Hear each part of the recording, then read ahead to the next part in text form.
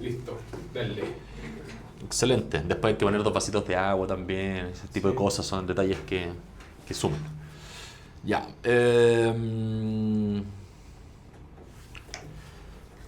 Rodrigo, bienvenido.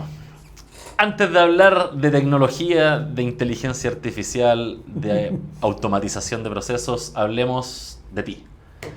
Llevas casi 30 años trabajando y enseñando temas de inteligencia artificial. ¿Cómo partiste tú en este mundo y cómo era la IA cuando nadie hablaba de ella? Wow.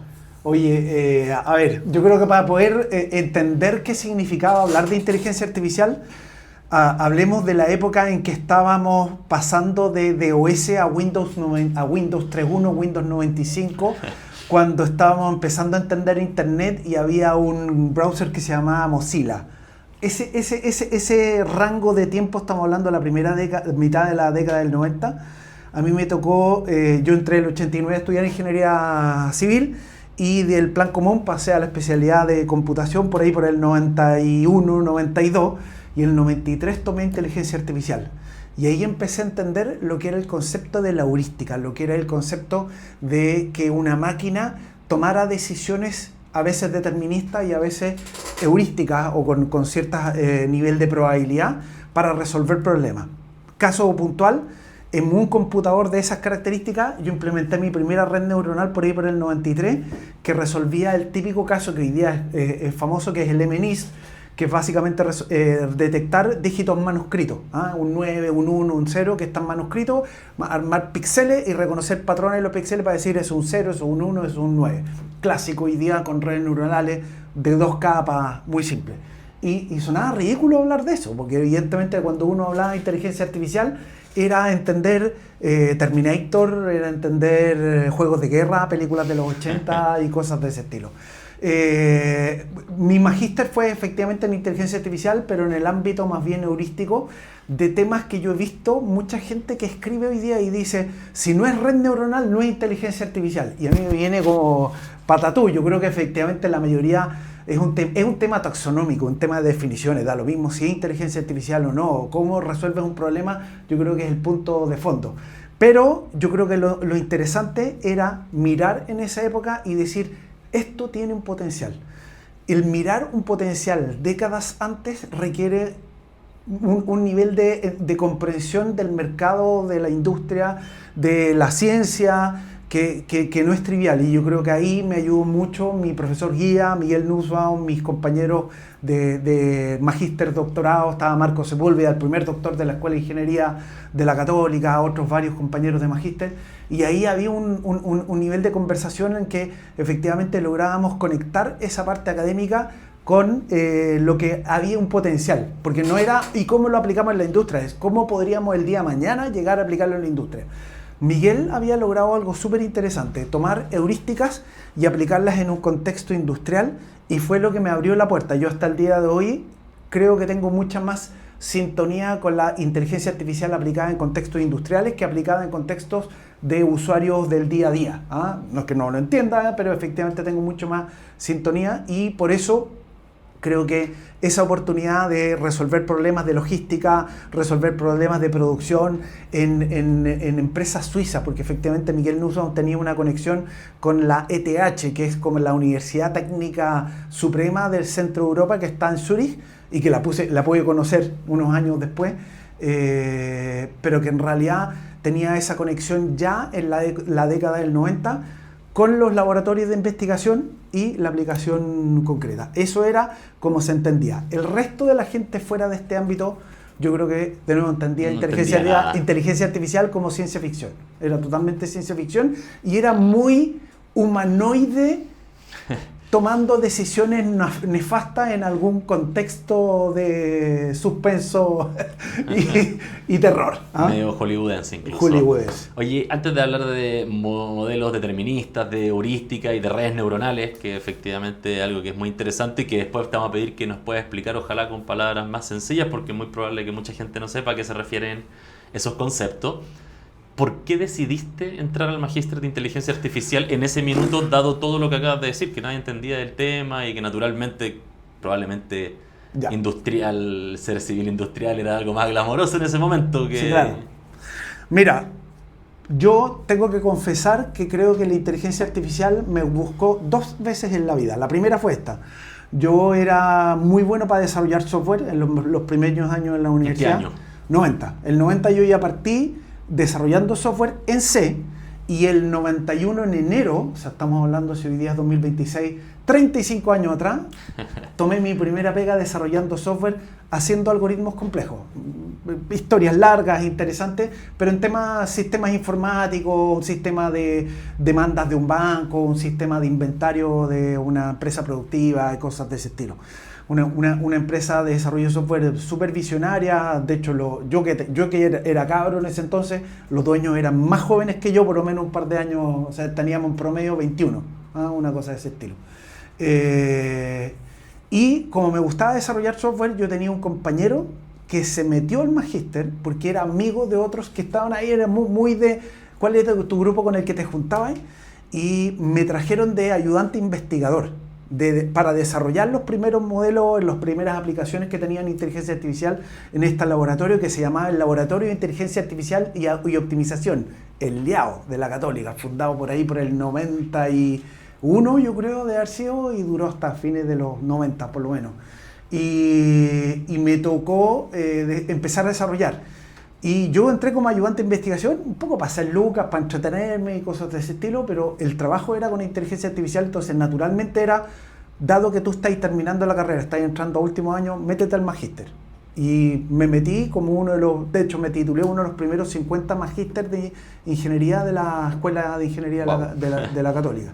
O sea, todo era muy incipiente todavía. Incipiente, muy experimental, muy académico, pero que tenía este componente siempre de cómo va a tener una aplicación práctica.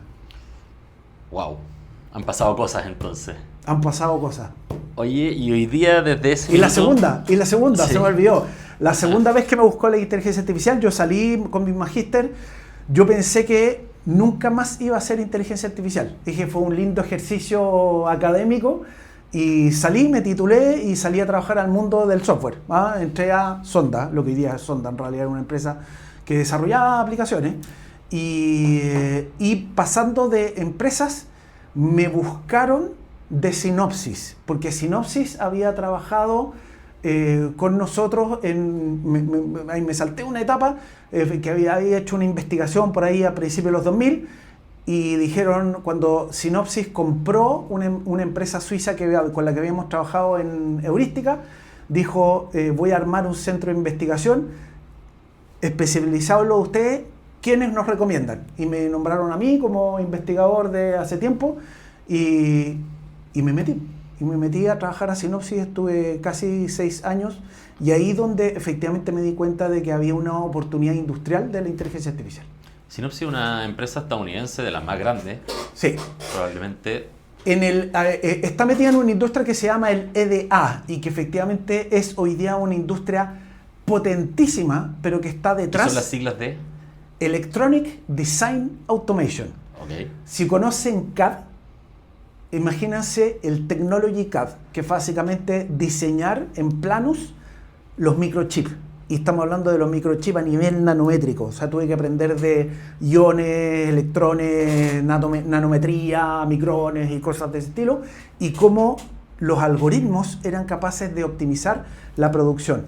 Me tocó en ese entonces apoyar el desarrollo de la nueva tecnología de reducción de memoria flash de Toshiba. Y ahí tengo guardado unos emails de felicitación en japonés. Oye, muy bueno el proyecto, excelente. Y Synopsys es una empresa enorme hoy día que está dentro de esta industria, y hoy día suena Nvidia. Nvidia la lleva porque la GPU y que es el mundo. Y efectivamente, en realidad Nvidia es el más visible de una industria de los microchips que es impresionante, porque detrás están los diseñadores, que están todo el mundo EDI, y ahí el líder es Synopsys, hasta el día de hoy. Hay varios otros más. Están los fabricantes que están originalmente en Taiwán, ahora se están abriendo para otros lados, pero todo lo que tiene que ver con el diseño efectivamente tiene que ver con esa optimización o esas estrategias de optimización de diseño de los microchips, que Synopsys tiene un montón de productos. Ahí es donde yo entré a aplicar particularmente heurísticas de optimización que resolvían cómo calibrar de mejor forma, fíjense, la pistola de iones que le pega a los iones cuando estáis fabricando el microchip a nivel nanométrico. Mira, específico. Así específico. Bueno, a propósito de los microchips, es un tema que tiene nervioso a algunas personas geopolíticamente hablando hoy día con el proyecto Manhattan de China. Absolutamente. A propósito de... Absolutamente. Oye, y en sinopsis, tuviste 6 años, una empresa que tiene base en Silicon Valley. ¿Qué fue lo que más te llamó la atención? ¿O cuál fue tu mayor aprendizaje en esos 6 años? ¿Qué es lo que más te llevaste de ahí? Lejos, el darme cuenta que la inteligencia artificial tenía una aplicación práctica. Porque efectivamente las heurísticas que se llaman, uno podría decir, ya estaba diciendo redes neuronales. Redes neuronales es un tipo de los miles de modelos. Cuéntanos un poco qué es una red neuronal. Una red neuronal es una estructura que simula las redes neurológicas que tenemos los seres vivos en general. Tenemos células que se le llaman neuronas, que se conectan y a través de estímulos electroquímicos producen conexiones. Y esa conexión, en la medida que va escalando, en el caso de los seres humanos, produce ideas, sentimientos y un montón de cosas. Pero ese es un tipo de modelo. En el mundo del Machine Learning y en el mundo del Machine Learning hay otro tipo de estructuras de modelos. Los más típicos son los árboles de decisión, que se pueden combinar en Random Forest, pues ahí tenés un bosque de árboles de decisión. Modelos probabilísticos como Naive Bayes, otros modelos de clustering como K-means, que no tienen nada que ver con redes neuronales, pero siguen siendo hasta cierto punto parte de la inteligencia artificial. Y una parte importante de la inteligencia artificial también tiene que ver con algoritmos de optimización, entre otras cosas, heurísticas de optimización. Porque si uno dice, bueno, y una red neuronal, ¿cómo la entreno? Hay un algoritmo de optimización. De repente los que se meten un poco más escuchan Stochastic Gradient Descent y cosas de ese estilo, que en realidad son algoritmos que tienen un origen muy potente matemático, que lo que hacen es buscar una superficie y decir dónde está el punto máximo. Y ese es el punto donde la red neuronal o el modelo queda a lo mejor entrenado. Y eso evidentemente hay mucha parte de la ciencia de la inteligencia artificial que está detrás de eso. ¿Qué es lo que vemos hoy día? ¿Qué es lo que suena hoy día en la inteligencia artificial? El uso final.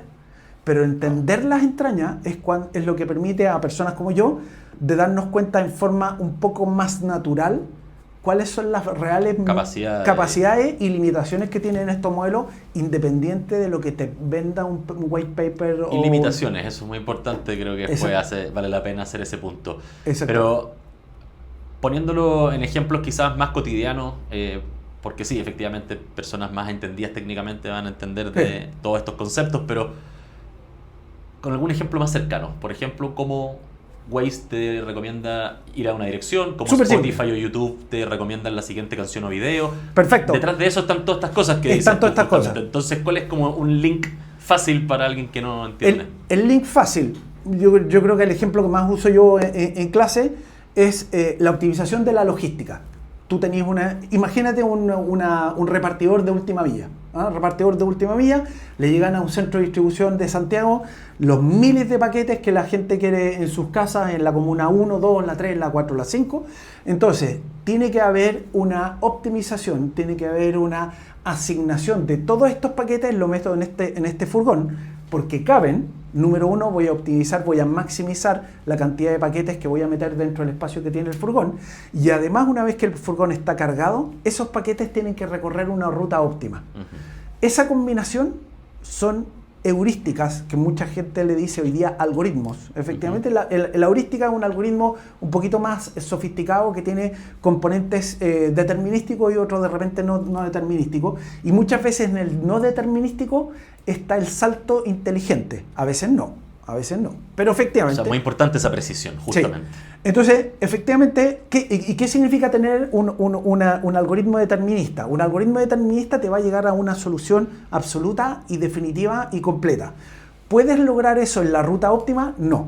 Porque la ruta óptima tiene tantos miles de millones de combinaciones que tú necesitas muchas GPU funcionando varios años para cubrir todas las alternativas. Como no tienes esa capacidad, tienes que resolver en cosa de minutos o segundos, usas una heurística que aproxima la solución.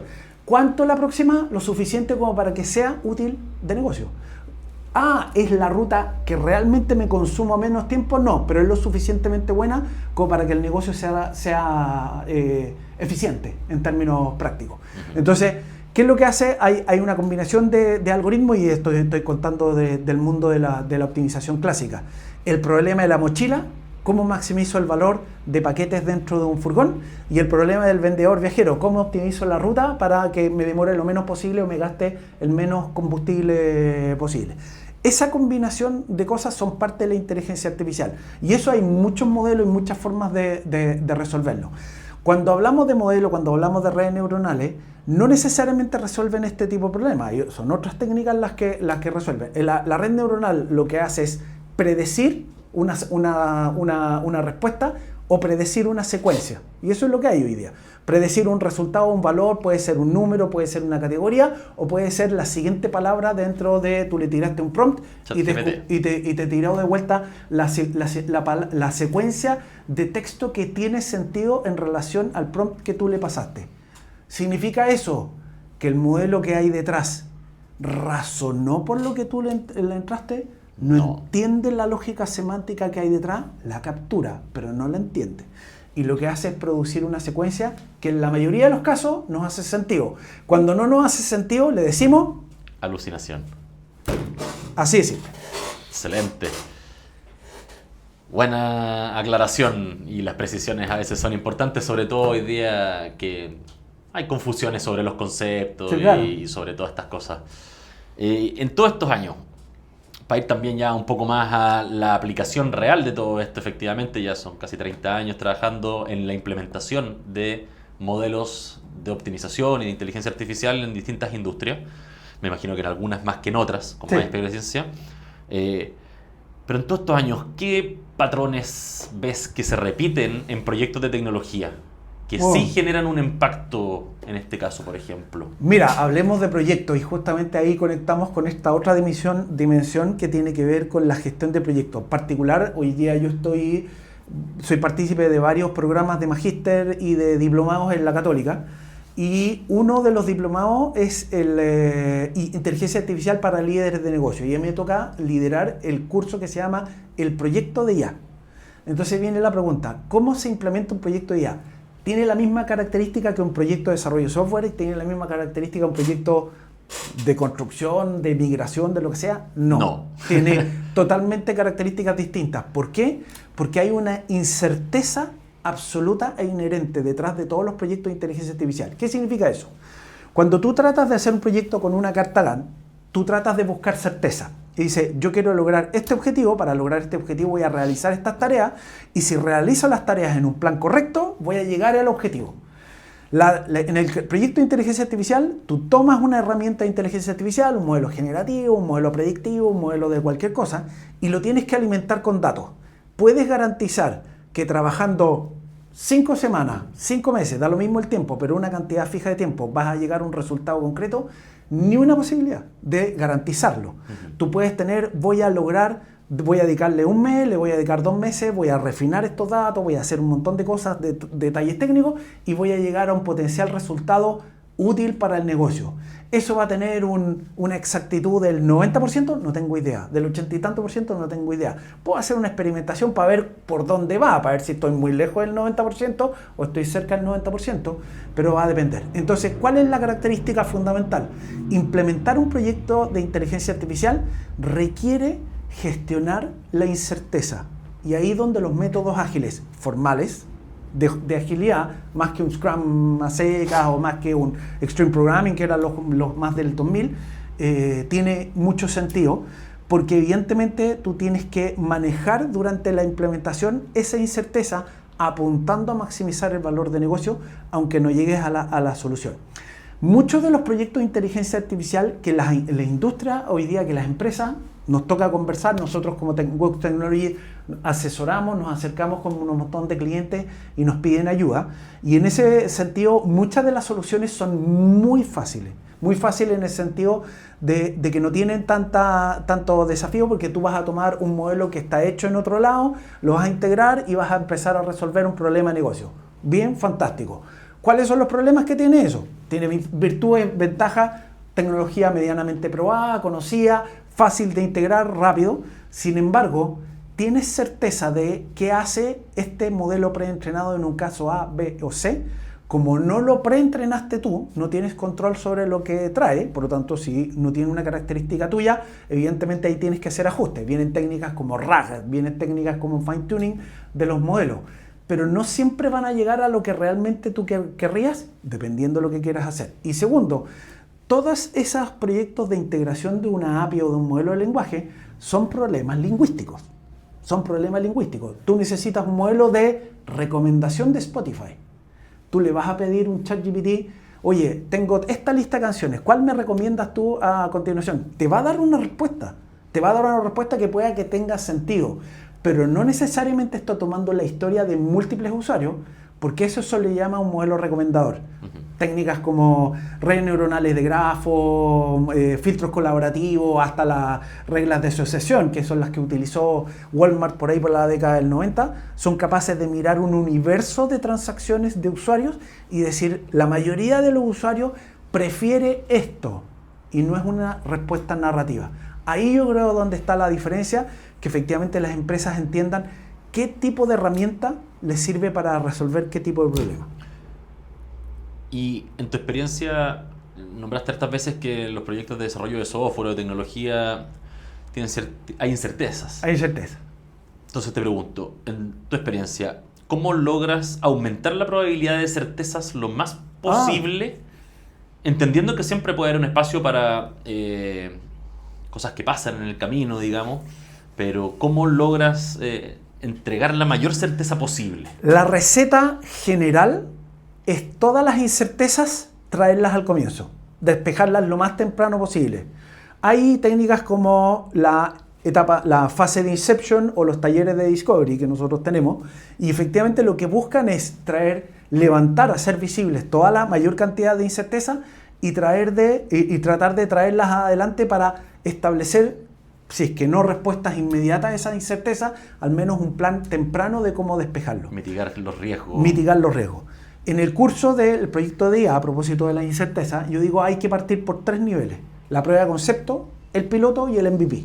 Y normalmente estamos hablando de la prueba de concepto en semanas, un mes, 2 meses, si es que fuese algo muy complicado. Un piloto, de nuevo, un rango un poquito mayor, y el MVP ojalá en un par de meses. 3 meses tener un MVP. Llegar a ese acuerdo de qué es lo que tiene el MVP normalmente involucra a gente de negocio que tiene una expectativa siempre grandiosa. Y es natural. Yo la tengo cuando yo soy cliente. Entonces, evidentemente es natural que un cliente, cuando tú le estás diciendo qué es lo que quieres que tenga, y quiero que tenga toda esta lista de Navidad, y ahí donde hay que hacer un trabajo de realmente extraer cuáles son los puntos esenciales. Las etapas iniciales, el prueba de concepto es una validación técnica, de incertezas técnicas. El piloto es una validación de usabilidad, que puede tener aspectos de uso con usuarios finales o no. Y ya el MVP es cuando ya tiene una posibilidad de generar tracción. Yo creo que esa es la técnica general para hacerlo. ¿Y qué es lo que yo veo? La mayoría de los proyectos que nos toca ir a salvar o ir a resolver son proyectos que no siguieron esa cadencia natural de ir despejando tempranamente las incertezas, porque de nuevo, ¿cuántas veces? Hoy día ya no nos pasa, pero clientes que llegaban, oye, mira, necesito mejorar mi modelo de llamado a clientes que me vayan a contratar seguro. Ya, perfecto, ¿qué datos tenéis? Tengo todos los clientes que me contrataron los últimos 5 años, fantástico. ¿Y tienes los clientes que no te contrataron? No los guardo. Te falta la mitad de los datos. O sea, en el fondo, no puedes hacer un modelo que aprenda a distinguir esto sin conocer a distinguir el positivo, el cliente positivo versus el cliente negativo. Entonces yo creo que hay una cantidad de proyectos que parten con datos insuficientes, no lo suficientemente representativos, y no siempre estamos conscientes de esa limitación de los datos, y que obviamente eso va a permear directo en la limitación de los modelos, y uno no se da cuenta hasta que esto empiece a andar. Claro. Y también hay mucha gente que, por un lado está el tema de los datos, y por otro lado también hay gente que se quiere poner a construir de manera inmediata, media pero ansiosa. Invariablemente, mira, ahí hay una historia que tenemos con el Resolver que hicimos entre la última década. de cerca de una docena de proyectos con fondos Corfo. Y los fondos Corfo uno tiene que entregar un plan de 12 meses, de 14 meses, con entregables claros, pero con hitos. Y Corfo, en el contexto de los proyectos de innovación, sabe que hay incerteza. Lo que te está pidiendo es cómo vas a manejar la incerteza. Invariablemente, en todos esos proyectos, nosotros hacíamos un plan de, voy a inventar, 15 meses, y al mes número 14, con 4 semanas o 3 semanas, 6 días, nosotros entregábamos el proyecto cerrado. Claro, la lista del backlog que se iba generando durante ese tiempo, ¿estaba vacío? No, quedaban cosas, pero resolvimos todo lo que realmente era prioritario durante el desarrollo y cumplimos con los objetivos de innovación finalmente en esos proyectos. Mira. Sin pasarnos un día. Eso es importante. Hoy día estamos en un momento con extremadamente mucho hype, Sí. como dice la gente hoy, mucho ruido alrededor de la inteligencia artificial. En tu experiencia, ¿cómo afecta todo ese ruido a los tomadores de decisión? Hay una presión enorme en los tomadores de decisión. Yo creo que nosotros como GUX Projectum tenemos dos audiencias que reconocemos, es casi binario. El que está absolutamente entusiasmado de meter tecnología como sea, y el que se resiste porque todavía no entiende realmente cómo lo va a resolver, el conservador.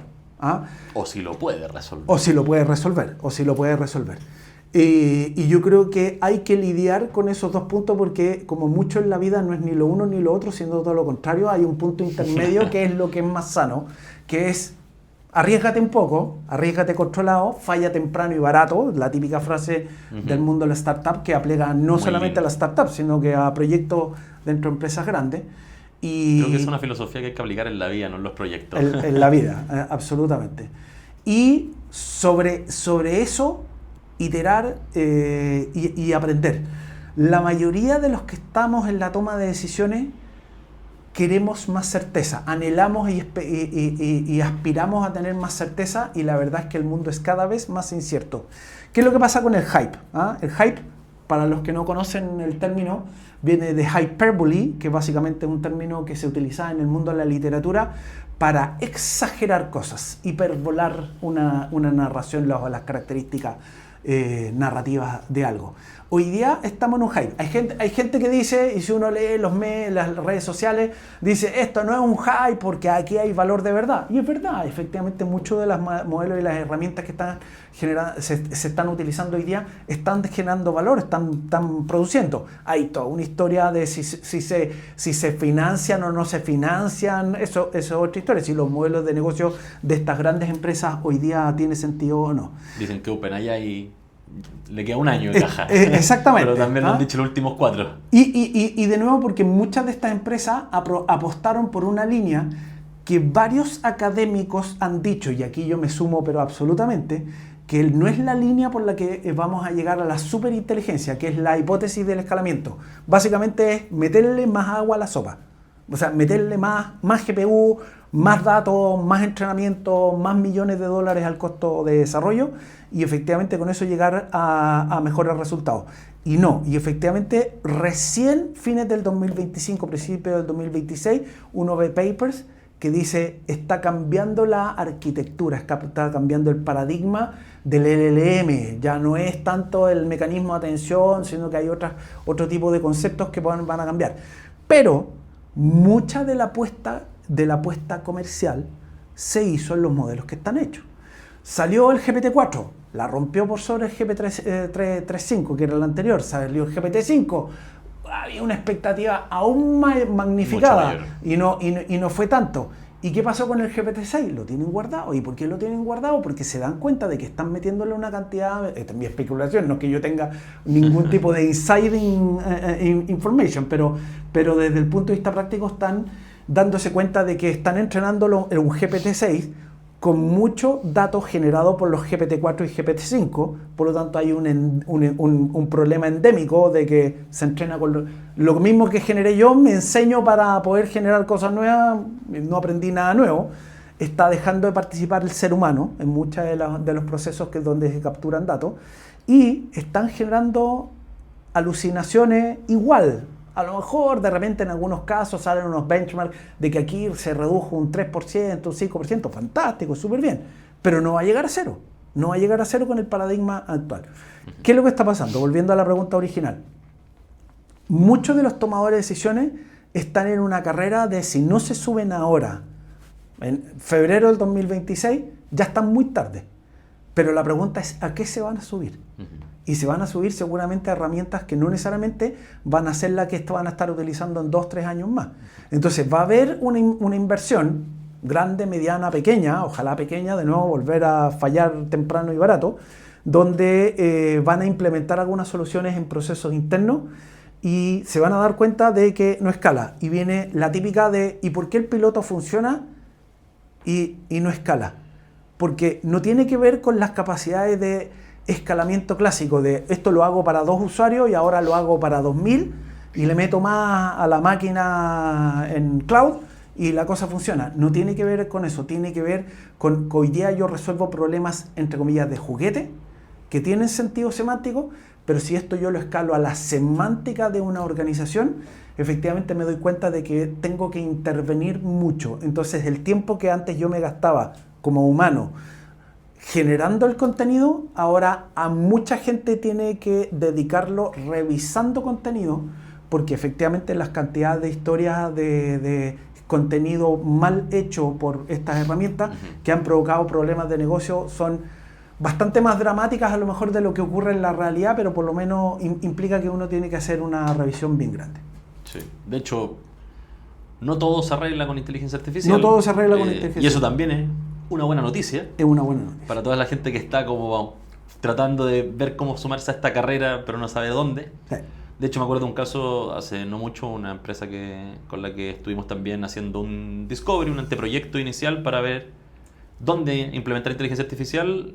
Una de las definiciones fue, están estas oportunidades, pero puede ser que ninguna sea todavía tan valiosa como otras iniciativas que no son del área IA, Sí, donde claro. tenga sentido poner más foco. Sí, claro. Entonces, y la definición fue excelente, entonces estamos bien, están estas oportunidades, están estas iniciativas, pero nos dimos cuenta que no son tan prioritarias como otras que hay. Partamos por este otro Partamos lado por que este no tiene nada que ver con inteligencia artificial. No todo siempre es IA, no todos Así es. necesitan incorporar Así es. IA, independiente que a todos Sí. les pueda ayudar en su día a día, pero no Así es necesario implementar algoritmos en tu organización. Así es. Y entonces, desde tu punto de vista, ¿cuándo sí tiene sentido usar la inteligencia artificial y cuándo definitivamente no? Cuando definitivamente no. Yo creo, a ver, si uno trata de buscar una regla simple, tú necesitas resultados fijos, matemáticos, deterministas. Es muy probable que tú lo puedas resolver con técnicas matemáticas clásicas sin necesitar ningún tipo de modelo súper inteligente. Es muy Y pagar probable. millones de dólares en tokens. Exactamente. ¿Cómo hacer la equivalencia? Si tú puedes implementar en Excel una buena macro que haga lo que tú estás buscando, el resto lo puedes resolver con una orquestación de software que te permita llegar a la aplicación de esa macro en forma lo más automática posible, para que no decir que hay un usuario haciéndole clic en una macro, en términos prácticos, o poblando los datos en términos generales. Yo creo que tiene que ver con encontrar que la mayoría de las herramientas de inteligencia artificial, y de nuevo quiero hacerme cargo de que en este hype, todo lo que se escucha de inteligencia artificial son los grandes modelos de lenguaje, los transformers, los modelos generativos, etcétera, los GPT, y empiezan la pelea de cuál es el mejor, que el Sonnet, que el Gemini, y yo siempre respondo, depende y da lo mismo, porque no necesariamente eso es lo que tú quieres resolver. Entonces, dicho aquello, si tú tienes problemas de negocio que se resuelven con soluciones narrativas, con soluciones de texto, es muy probable que las herramientas actuales de inteligencia artificial generativa sean las mejores alternativas. Si tienes problemas de análisis de imágenes, es muy probable que las herramientas actuales de visión computacional sean las mejores alternativas. Si tienes que hacer algún análisis predictivo, es muy probable que algún modelo de Machine Learning, que no es parte de lo que acabamos de conversar, de los modelos más conocidos, efectivamente sea una alternativa. Si necesitas resultados matemáticos concretos, es muy probable que no necesites inteligencia artificial, si uno puede tratar de simplificar en forma general una receta. Buena, me gustó esa forma de diferenciarlo. ¿Y qué problemas de negocio suelen disfrazarse de problemas de tecnología? Clásico, la conciliación financiera. Es un problema de negocio. Es un problema más de negocio. A ver. ¿Por qué? Porque de nuevo tiene que ver con sumar números, sumar y calzar números. ¿Ah? Y efectivamente cuando uno dice, este número es tanto, este número está compuesto de todo esto y suma lo mismo, eso es una regla matemática que depende del negocio. Entonces, lo que tiene que ver con conciliaciones normalmente son cosas que se disfrazan de inteligencia artificial porque normalmente lo hace un humano inteligente, pero no necesariamente aplicando su inteligencia distintiva, ¿ah? Creativa, conectar cosas complejas y cosas de ese estilo. Esos son típicos problemas que se disfrazan de eso.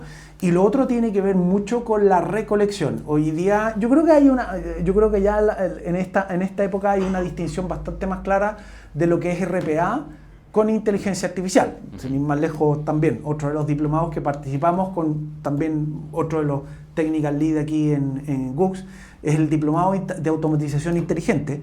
Y efectivamente la gente, los alumnos ya entienden de antes que estamos viendo dos familias de herramientas, las herramientas de automatización y las herramientas de inteligencia artificial, que en algunos casos van de la mano y en otros casos no es necesario. ¿Ah? Y yo creo que eso se está despejando un poco más, pero mucho de los bots de Twitter, los bots que scrapean información, ¿ah? Se entendía que eran inteligencia artificial y no lo son, y no lo tienen, no la necesitan en términos prácticos. Por eso creo que muchas veces el término inteligencia artificial está obviamente muy manoseado y eso, volviendo a un concepto anterior, lleva a que los tomadores de decisión decidan cosas que no necesariamente son las adecuadas para resolver un problema. Usen las herramientas que no necesariamente son las adecuadas. Y ahí es donde nosotros hemos hecho todos estos últimos años un trabajo súper claro, ordenado, sistemático y riguroso de decirle a nuestros clientes, tu solución requiere componente 1, componente 2, componente 3. Aquí va inteligencia artificial, pero en toda esta otra parte no la necesitas, pero tienes que armarlo para llegar allá. Pueden ser automatizaciones tradicionales con RPA, sin necesariamente una capa inteligente. Así es. Más de repetición, básicamente. Así es. ¿Y qué errores comunes se cometen cuando se intenta automatizar algo sin método? Lo que yo veo hoy día, sobre todo en los últimos 2-3 años, una automatización con un agente. El agente es una herramienta de automatización tremendamente potente que sirve en ciertos contextos.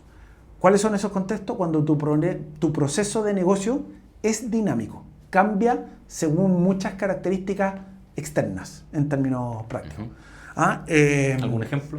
Un ejemplo, un asistente que resuelva preguntas por WhatsApp de un ámbito específico. Y nosotros implementamos hace un tiempo de una aplicación que para un rubro específico de usuario, un rubro productivo X, y efectivamente esta aplicación guardaba el inventario, guardaba los datos productivos, guardaba los datos geográficos, una serie de cosas. Nos pidieron desarrollar un asistente a través de WhatsApp que ayudaba a los usuarios a resolver dudas. En vez, incluso podías llegar al punto de que estáis en el campo, en el terreno, y te conectabas a través de WhatsApp en vez de abrir una aplicación o abrir un sitio web, a través de WhatsApp, y preguntabas los datos. Oye, dame los datos de aquí, y si esto lo conecto con un tema meteorológico, y si esto algo lo conecto agroindustrial, o con imágenes, y cómo se relaciona esta imagen con esto otro. Ajá. Ahí, evidentemente, dado que hay una dinámica, tú no sabes qué es lo que te va a pedir el usuario. Hay una naturalidad de decir, aquí yo voy a ser un agente. Según lo que el usuario me pida, yo voy a reaccionar y voy a tomar una decisión, voy a hacer un mini plan, voy a buscar datos acá, voy a mirar la imagen, voy a conectar esto de aquí y voy a responderle en forma razonable. Eso yo creo que está súper bien para un agente.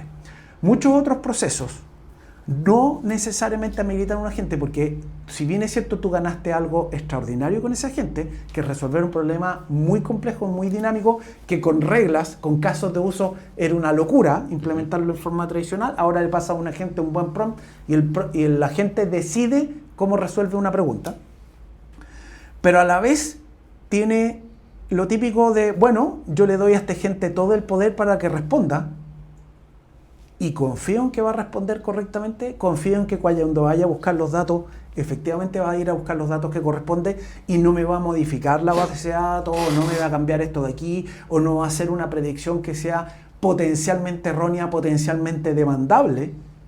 Esa es la super pregunta.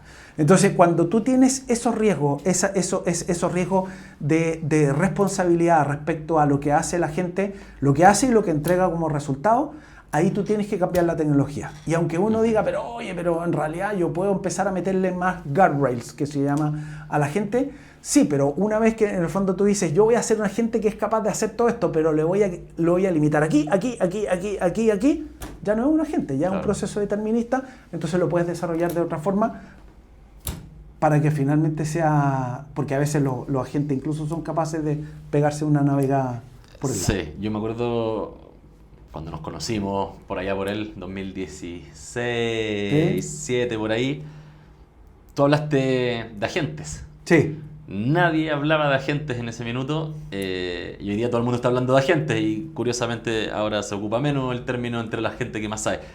Agente versus asistente versus chatbot. ¿Cuáles son las diferencias? Porque hay mucha gente que se imagina un agente como un asistente pero un poco más inteligente, entonces hay mucha confusión en ese tema. Creo que puede ser interesante que nos aproveches de aclarar. Absolutamente. Dos conceptos que se relacionan pero son independientes y se relacionan aún más porque utilizan la misma tecnología, que son los grandes modelos de lenguaje. Un asistente tiene una interacción con usuarios, asiste a los usuarios, responde preguntas, responde solicitudes. Un agente resuelve un problema de negocio, ya sea con interacción al usuario o sin interacción al usuario. El agente tiene una percepción del mundo y esa percepción del mundo puede ser por un feedback que un usuario le entrega, oye, estoy viendo esto, dame tal información, que es una interacción, o puede simplemente mirar una base de datos, leer un correo ejecutar un proceso. Y ejecutar un proceso y ver cuál es el resultado del proceso, llamar una API y ver cuál es el resultado de esa API y en base a eso toma una decisión. Muchas veces tú tienes un asistente que resuelve necesidades de usuario, como el ejemplo que yo contaba, que efectivamente se apoya en un proceso agéntico, si es el término correcto para utilizarlo. Estamos en la agentic era, exactamente. Dice mucha gente hoy día también. Donde eventualmente hay una decisión autónoma de cómo resuelvo esta parte, ya sea con una visibilidad al usuario final o no. Entonces, el asistente asiste a un usuario de la forma que sea, y puede ser un chatbot que simplemente entrega respuestas frecuentes. El agente ejecuta un proceso en forma dinámica, percibiendo el mundo y cambiando su plan de acción. No necesariamente sigue paso definido, cambia su plan de acción según lo que está percibiendo del universo. Ambas alternativas hoy en día dependen de un modelo de lenguaje. El modelo de lenguaje en el caso del agente es cuando uno le paso, estos son los datos que tengo, estas son las condiciones, esto es lo que percibo del universo, tengo que resolver esto.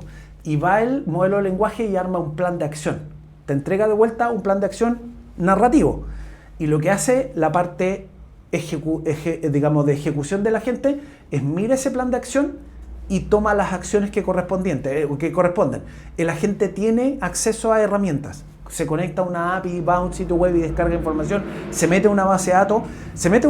Tú le das el acceso a la base de datos y arma la consulta SQL y trae los datos que tiene que tener. No tienes por qué armar una... Tiene mayor autonomía. Tiene mucha mayor autonomía y en mayor autonomía hay obviamente mayor descanso. Delegación de permisos. Pero ¿a quién le estáis entregando el poder? Y el asistente no, solamente resuelve dudas, por decirlo así, conversacionales.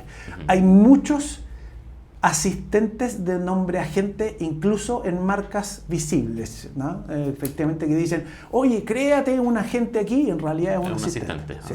Bueno, el hype y el humo alrededor de todo esto. Sí. Oye, ¿qué condiciones se tienen que dar para que una automatización genere resultados positivos, reales? Hay una parte muy interesante que viene hace harto tiempo que tiene que ver con la ingeniería de proceso. La ingeniería de proceso, incluso hoy día está la minería de procesos, que efectivamente son técnicas ingenieriles que buscan entender procesos como están hoy día, el típico as is, y eventualmente de acuerdo a ese análisis proponer mejoras optimizaciones, reducciones de tiempo, reducciones de costos, reducciones de incerteza, etcétera, con el to be. Y hay distintas herramientas desde la diagramación con BPMN, notación BPMN, o hasta técnicas como matriz causa-efecto, RASI, CIPOC y un montón de otras técnicas que están dentro del mundo de la ingeniería de procesos.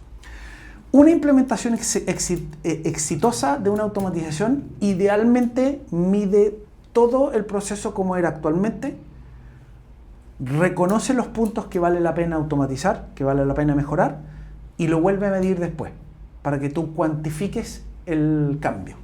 Medir el ROI, el retorno. Finalmente, porque en algún momento va a llegar a transformarse en un... Que eso es lo que todos los tomadores de decisión finalmente quieren. Exactamente. Si tú dices, hoy día una solicitud, te voy a inventar, de crédito hipotecario, porque todavía sigue pasando todo por muchos pasos legales que se podrían automatizar.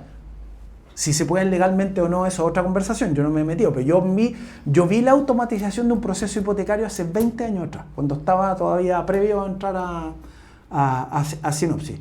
Y efectivamente nos dimos cuenta de que había cosas que eran automatizables, pero hay rubros del ámbito legal que no las aceptan. O sea, que están esperando la firma física del notario, por ejemplo, y cosas de ese tipo. Y sabemos que ahí ha habido iniciativas, no voy a entrar en una caja de Pandora que es gigante, iniciativas de blockchain y de cosas de ese estilo para tratar de automatizar y que ahí están paradas. Sin embargo, un proyecto exitoso es que tú logras identificar las cosas que tú sí puedes automatizar y que tienen valor. Si tú dices, el proceso de crédito hipotecario, que hoy día toma 3 meses. 3 meses, más o menos, sí. Lo reduzco a 1 mes y medio, puede ser interesante. Una empresa, un banco que tenga esa tasa de yo me demoro la mitad que la competencia, puede ser interesante. Puede aumentar en un buen porcentaje su colocación de créditos hipotecarios en el mercado. Exactamente. Yo puedo a lo mejor hacer un montón de cosas automatizadas, pero no modifiqué los cuellos de botella y mis 3 meses se transformaron en 2 meses y 3 semanas. Gané 1 semana. No generó valor de negocio. El otro valor de negocio, o el otro rango de valor de negocio, es cuando yo digo ya no me demoro 3 meses, yo logré automatizar los cuellos de botella de tal forma que ahora yo me demoro 3 días. De 3 meses a 3 días es un 30avo. Y eso cambia las reglas de negocio. Cuando tú tienes procesos de ese orden de magnitud de mejora, como hemos hecho algunos, como el proceso de automatización de pagos en la clínica y cosas de este estilo, tú cambias la conversación.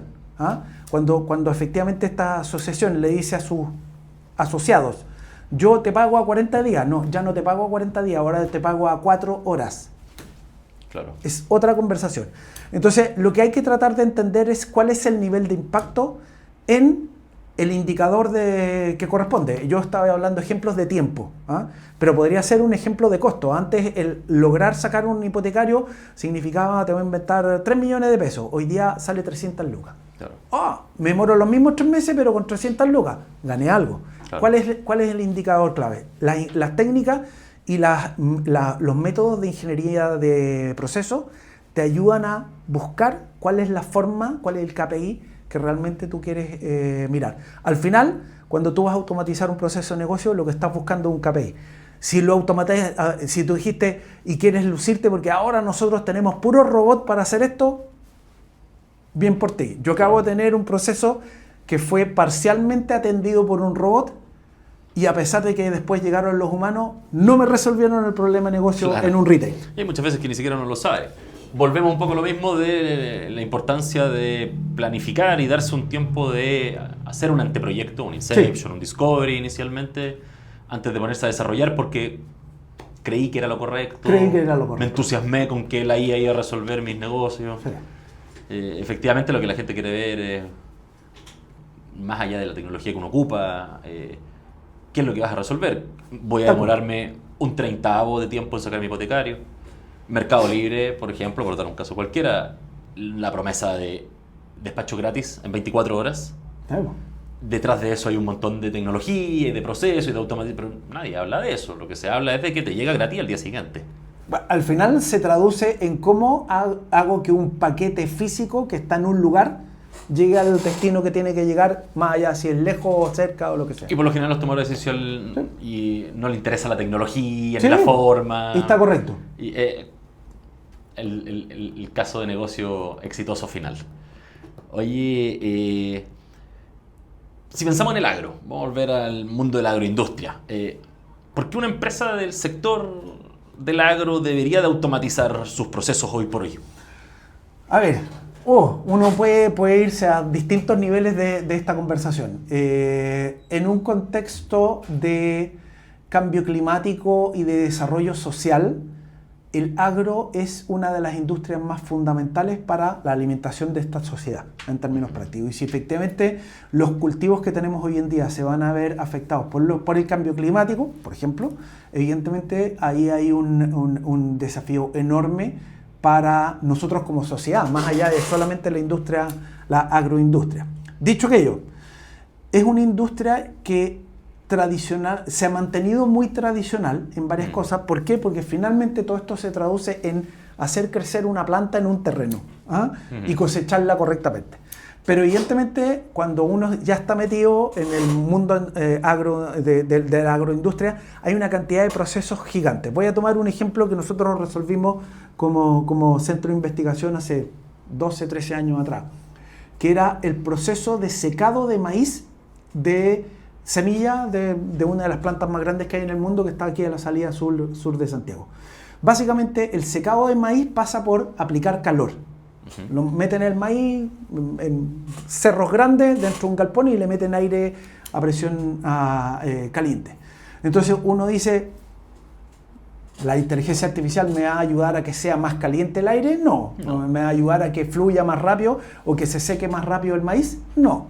Pero un modelo predictivo, midiendo la temperatura y la humedad del galpón, puede determinar, tú puedes cortar la calefacción en 7 horas 42 minutos. Si en vez de mantenerla por 8 horas te estás ahorrando 18 minutos, eso, si tú lo multiplicas por varios procesos de secado, empieza a aumentar. Una orden de magnitud. Mayor. Entonces te dice, oye, ¿qué pasa si yo me ahorro el 1,7% anual en calefacción?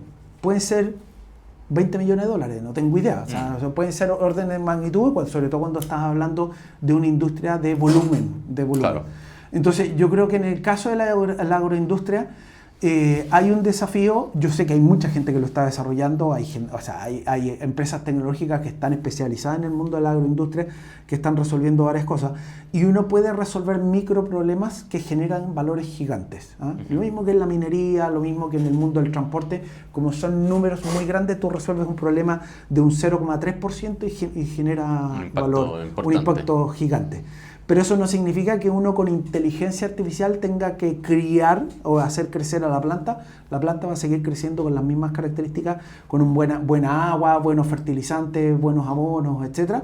Pero sí tú puedes detectar, por ejemplo, problemas del caso del secado del maíz, detectar tempranamente posibles plagas en vez de tener que fumigar un campo completo y con todo esto que tiene que ver con los químicos que finalmente terminamos alimentándonos nosotros. A lo mejor con una visión computacional tú detectas dónde hay parásitos en algunas plantas y atacas esa planta y nada más, tempranamente. Y te evitas tener que fumigar un campo completo, por ejemplo. Y te evita el costo de los químicos. Y con el costo de los químicos y todo el costo relacionado de ahí en adelante. Todo tiene que ver primero con entender el proceso y después meter la herramienta completa. La herramienta correcta. ¿La inteligencia artificial te puede ayudar en eso? Sí, pero ¿de quién depende? Todavía de nosotros, de los seres humanos, depende de cómo entendemos esto, más allá de que tengas hoy día un ChatGPT que es capaz de responderte muchas cosas de agricultura general, claro. En términos generales. A mí me pasa que por lo general en la industria, voy a seguir con el caso, por ejemplo, del agro, cuando se habla de agro, inteligencia artificial, todo el mundo habla de IoT, de dispositivos. Sí, de dispositivos. Pero el agro también se maneja administrativamente desde las oficinas. De hecho, muchas de esas oficinas están aquí en Santiago, en la capital, mientras que todos los campos productivos están a lo largo del país y en otros países también. Entonces, ¿de qué manera la IA puede apoyar a las oficinas centrales más que en terreno independiente? Porque efectivamente tú dijiste, hay estas empresas que se están dedicando al tema de los dispositivos, a la IoT, a los sensores. Pero ¿qué pasa con los procesos más fome, más aburridos que pasan en la Más oficina, pero administrativo. que son administrativos, que son de recursos humanos, del equipo de personas? Toda empresa productiva, igual que una empresa de servicio, tiene un proceso contable financiero. Y eso, si bien es cierto, hay diferencias y hay particularidades, finalmente redunda en controlar correctamente los números. Los números siguen siendo datos y la inteligencia artificial en general es muy buena analizando y manteniendo control sobre los datos. Ahí es donde evidentemente hay herramientas que pueden ayudar al área administrativa, a las exportaciones, al área de operaciones, al área de logística de la empresa agrícola, sin que uno tenga que tocar si esta es una empresa que recolecta fruta o que genera otro tipo de producto agrícola. De hecho, ese proceso sí que debe tener, particularmente el agrícola, un montón de documentos tributarios electrónicos, por ejemplo, o no electrónicos en el camino, porque no está solo la factura, la orden de compra, a veces está la guía de despacho física, está el documento que te debe entregar aduana, sí. el SAC, o sea, hay un montón de papeles por ir y por venir. Tú entregas una factura en Chile, te pagan desde otra cuenta del extranjero. Una pasada por aduana, con todo el trámite de aduana. Entonces me imagino que ahí la IA sobre todo debe tener una implicancia muy positiva. Ahí tiene mucho sentido, porque efectivamente ahí, de nuevo, volviendo a datos y sobre todo texto. Sobre todo cuando hablamos de documentos. Usaste muy buenos ejemplos porque efectivamente estamos hablando de los certificados, los documentos tributarios electrónicos, las guías de despacho, todo lo que tiene que ver con la parte de exportación, todo lo que tiene que ver con comercio exterior. Y de nuevo, en el caso particularmente de los agrícolas, que pasa también en el caso de la minería, los certificados que correspondan, mucho de eso. Toda esa validación es una validación de texto. Y ahí donde estas herramientas de texto, estas herramientas de grandes modelos de lenguaje, son ideales. Ahora, ¿cómo le pedimos que hagan una buena validación cuando efectivamente hay cierto nivel de flexibilidad en algunos documentos? Un certificado técnico, biotecnológico, yo me imagino que puede tener una cantidad de variables enormes, no lo sé. Pero eventualmente un certificado de aduana puede ser bastante estandarizado. Puede ser que en ese nivel de estandarización no necesites inteligencia artificial para interpretar todo el texto si es que es relativamente estable. Claro. Siempre te dice un poco más, un poco menos lo mismo. Un container con tantas toneladas que vienen con la certificación número 1, 2, 3, 4 que corresponde a China, que corresponde a Estados Unidos, que corresponde a lo que sea. Entonces son reglas relativamente fijas que tú puedes procesar con bastante poca inteligencia o con tecnología relativamente simple. Pero evidentemente todo el resto de la gestión integral la puedes apoyar con inteligencia artificial. Y lo que hacemos nosotros es que automatizamos, por decirlo de alguna manera, el 90, 95, 98% del proceso y siempre mantenemos un humano como el adulto responsable o supervisor. Se usa mucho el término human in the loop. No saquemos al humano de manera que la inteligencia no empiece a tomar decisiones, porque al final muchos de estos procesos tienen detrás un responsable legal. Como el representante legal de las organizaciones, a veces el responsable último de que la contabilidad fue correctamente declarada. Y si tú le dejaste a un agente que tomara una decisión a veces errónea, ¿quién es el responsable? El agente, la empresa que fabricó el agente, sigue siendo el mismo gerente general. El humano, por supuesto. Oye, muy interesante, muchas otras preguntas, pero para ir cerrando, si tuvieras que advertirle, si pudieras advertirle a algún gerente antes de partir sus planes de implementar IA, de automatizar todo, ¿qué le dirías? Yo creo que lejos sentarse y pensar antes de salir corriendo, independiente de la urgencia que hay hoy día 2026. Estamos hablando de la presión del directorio también. Sí, o sea, los directorios están impulsando la inteligencia artificial al menos del 2021-2022 y ya desde que salió ChatGPT el 2022, el 2023 esto empezó a ser una premisa fundamental para todas las organizaciones. Nos llegan empresas que nos dicen, oye, efectivamente, y no tengo claro cómo partir, no o tengo una idea. No sé ni lo que quiero. Y no sé qué es lo que quiero. Sentarse y pensar antes de comenzar. La típica que hacemos nosotros, el taller de Discovery. El taller de Discovery es una técnica, una dinámica bien interesante donde participan los stakeholders de la empresa y en forma colectiva uno empieza a darse cuenta dónde realmente los procesos de negocio, primero de alto nivel y luego los vamos aterrizando, en realidad tienen puntos clave que valen la pena. ¿Cuál de todos los procesos? Nos han tocado empresas que vienen con una idea de que efectivamente lo que yo más quiero es automatizar esta parte del proceso y en esa conversación se dan cuenta que en realidad lo que más urge automatizar es una etapa previa. No era la atención de los clientes, sino que era el onboarding de los clientes. Y efectivamente, porque si no tienes un buen onboarding de clientes, no importa que tengas buena o mala atención o automatizada, rápida, inteligente, vas a tener pocos clientes. Si tú tienes un buen onboarding, vas a tener una masa más grande de clientes. Eso evidentemente ayuda mucho a poder priorizar. No se puede implementar todo de una, no existe una única herramienta para resolver todas tus necesidades de inteligencia artificial o todas tus necesidades de automatización. Son múltiples las herramientas, a veces un ecosistema de herramientas que vas a tener que adoptar o de servicios que vas a tener que adoptar y eso evidentemente requiere priorización. Método, hoja de ruta y calma. Y calma. También. Y calma, porque va a haber resultados. Volviendo a la visión tradicional del todo o nada, de que efectivamente muchos de los gerentes que hoy día son de empresas que son de mi rango etario, de los 50 y tantos, 60. Empresas jóvenes. Vienen con la idea tradicional de estos proyectos duran meses y tienen que entregar un resultado y una caja completamente armada y todo eso. Y hoy día la incerteza natural de lo que está ocurriendo hoy día hace que eso sea absolutamente irreal. Seguramente hay casos en los que amerita, seguramente hay casos acotados en que tiene sentido ir con una estructura de proyecto secuencial ordenada secuencial, tradicional. Pero en la gran mayoría de los proyectos que vas a meter tecnología nueva, puede que la tecnología ya esté ultra aprobada y casos de éxito en todos lados, pero tu caso de éxito la aplicación en tu contexto puede cambiar radicalmente. Si bien siempre hay incertezas, yo creo que lo que uno igual sí puede asegurar es la certeza, sobre todo hoy día, de que en muy poco tiempo uno igual puede validar cosas de manera más rápida. Entonces, al menos eso igual es una certeza. La prueba de concepto, el piloto, el MVP, efectivamente son cosas que uno tiene que tener en la mente. Y ya no están tomando meses, están tomando semanas incluso. Y eso es algo beneficioso y también. Podrían ser días. Yo creo que por ahí también hay algo súper rescatable, de que efectivamente, si bien uno no puede asegurar desde el segundo uno todo hacia adelante, uno sí puede asegurar que de aquí a 4 semanas podemos tener mucha claridad de este punto, este punto, y al menos eso, esa certeza es suficiente para esta primera etapa.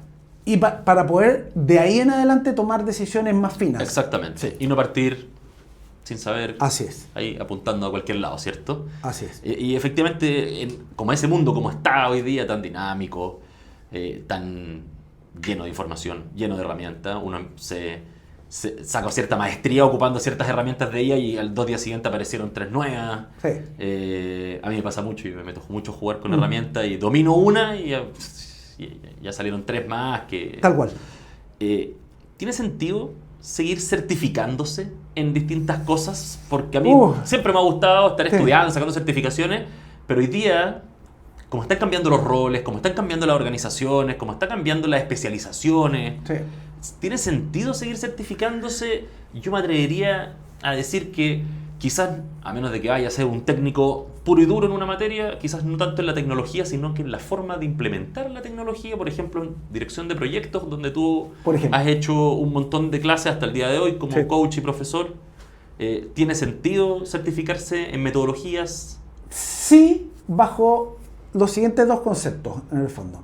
Número 1, la certificación es el lenguaje que tenemos en la sociedad laboral profesional para saber que alguien tiene cierto nivel de conocimiento. La experiencia empírica dice que una certificación no te hace experto, pero al menos te dio una formación o te dio conocimiento con cierto nivel correcto. Por lo tanto, la certificación dice, yo ya pasé por esto, no necesitas explicarlo en una entrevista de trabajo o no necesitas explicarlo en una presentación comercial a un cliente. Yo tengo esta certificación y eso dice inmediatamente que yo tengo este nivel de conocimiento. ¿Me garantiza que yo voy a ser el mejor experto ahí? No, obviamente no. Viene la acelera segunda. un poco, acelera Claro. un poquito. Ahora, viene la segunda. El bombardeo de certificaciones que hay hoy día, por lo menos lo digo yo alcanzo a ver, es tan enorme que uno dice, y todos tienen el apellido en IA, ¿ah? En Sí, bueno, IA claro. o con IA. Entonces, si yo quiero subirme al carro de la IA, ¿cualquiera de esos me sirve? No. O sea, es como decir, efectivamente, yo necesito tener más conocimientos de medicina. Voy a ser médico general, voy a ser un oftalmólogo, voy a ser cirujano, voy a ser especialista en respiratorio.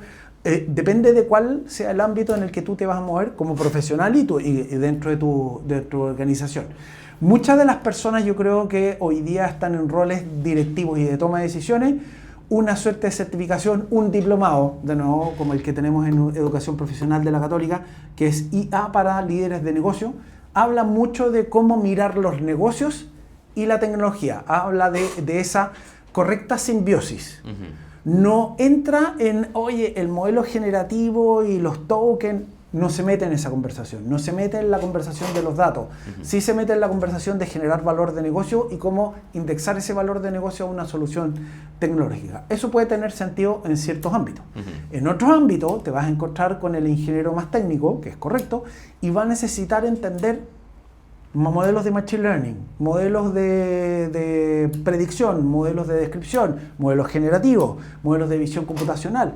Y ahí evidentemente, dependiendo de para qué quiera utilizar ese conocimiento, va a venirle bien una certificación en ese ámbito. Creo y confío en que el mercado naturalmente va a ir convergiendo a algunas certificaciones marco. ¿Ah? Como efectivamente en el mundo de la gestión de proyectos también entramos a la certificación de PMI, a la certificación ágil, a 2, 3, 4 alternativas en el fondo, pero finalmente cuál es la que te conviene va a depender. Y pasa mucho lo que dices tú. ¿Qué pasa si hoy día me certifico, por ejemplo, en alguna de las herramientas que hoy día está de moda? Cloud Code. Salió Cloud Code hace unos meses atrás y 2, 3 meses después aparecieron 4 o 5 agentes open source que hacen más o menos lo mismo, que le compiten. ¿En cuál me quiero certificar? ¿O me tengo que certificar en el concepto general del agente de código? Claro, exacto. Eso es lo que a mí me hace más sentido. Eso yo creo es lo que hace sentido. El especializarse en yo tengo una certificación en esta herramienta, creo que hoy día tiene un sentido práctico, empírico, ¿ah? En el fondo, por ejemplo, una organización nos piden a nosotros, oye, nosotros necesitamos talleres de uso de inteligencia artificial generativa, y nosotros le preguntamos, ¿cuál es la que tienes tú en tu organización? ¿Tienen Google? ¿Tienen Microsoft? ¿Tienen OpenAI? ¿Tienen otro? Ah, tenemos esto porque tenemos licencias corporativas de tal o cual cosa. Perfecto, nos vamos por esta.